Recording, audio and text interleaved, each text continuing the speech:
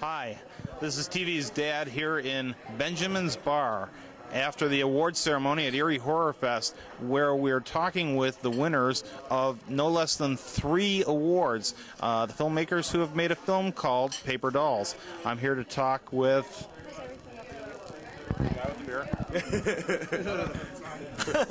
David Blair. Adam Stillwell. Adam Pittman.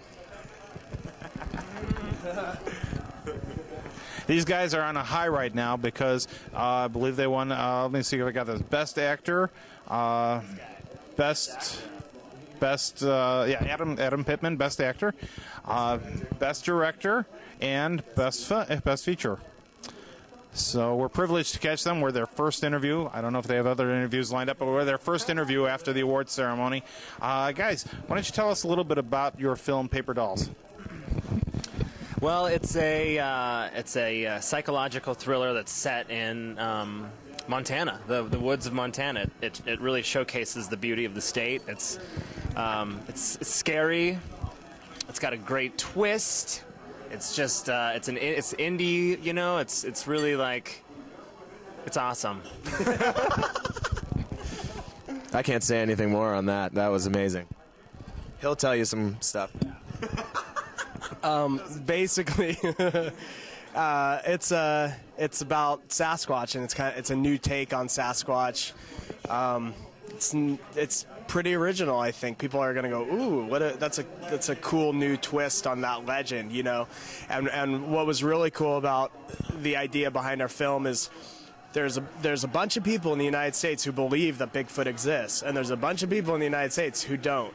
And we wanted to put that, Some that aren't sure. and there's some that aren't sure, and we wanted to put that dynamic into our film and create almost a rift between the audience members so that there would be some debates. You know, you'll have to see it to understand what I'm talking about, but it will make sense to you.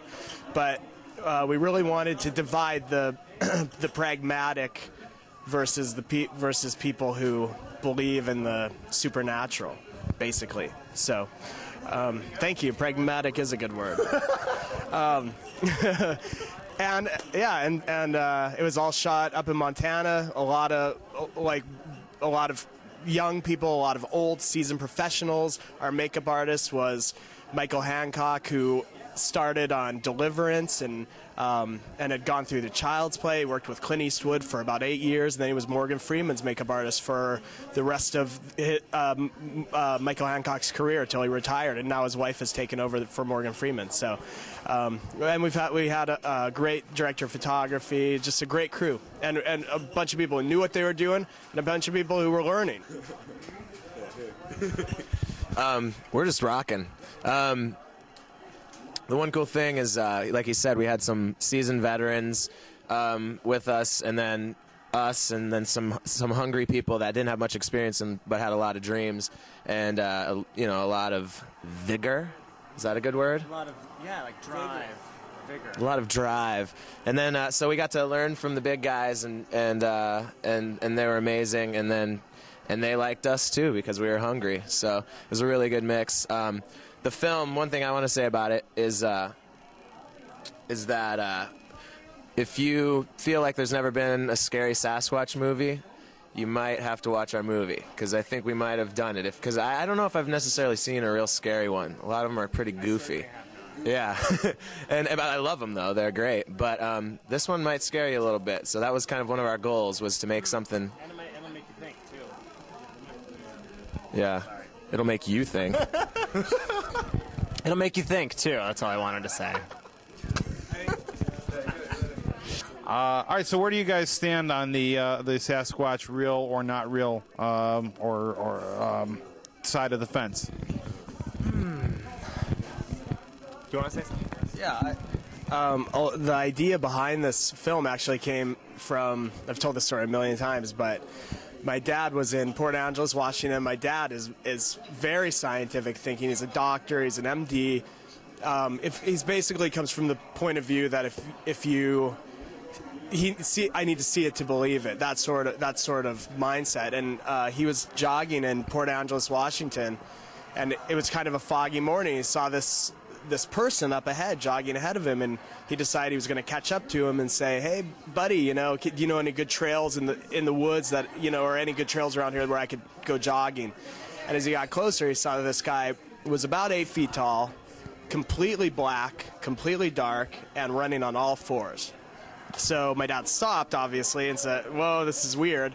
The guy jumped over whatever it was, jumped over a fence and ran into the woods and was gone. And so I thought that was really interesting because my dad still to this day has no explanation of what that thing was. When I started doing research, when we were writing the script, we were doing research for... He may have been. I don't think he was taking drugs at the time. But when I was doing research, I found that the last 2 or 3 sightings of Sasquatch have been in Port Angeles, Washington. Completely removed from my dad's experience. So it's interesting. I don't know how I feel personally. What do I believe? I don't know. That's a kind of a... Adam Pittman, do you believe in Sasquatch? I don't know. I don't know if I do, personally. I think I come from the point of view of a friend of mine we were talking about, and we said, why has this, if this creature is there, I would think that there'd be some evidence. But I also am not going to rule it out, because this is a pretty amazing world we live in. So a lot of weird stuff happening. And I'm going to hog this. I'm going to sing you a rendition of... Well, I know the guy, and he's a party animal. Let me tell you. Sasquatch. I think that our movie really brings. I think the Paper Dolls brings in like a new validity to the fact that there could be Sasquatch. You know, regardless of whether or not you believe in it or whatever. Like, it really could happen. Like, this could be what's going on right now. You never know. You never know. Will you believe what you see? That's okay. So does the film answer any questions then? No, I think it poses probably more questions than answers anything. So, and do you have something theatrical perhaps lined up, or any idea where it's headed? Here, silly. We just won 3 awards. Yes! And we're showing it tonight with the first audience ever, so we'll see how that goes.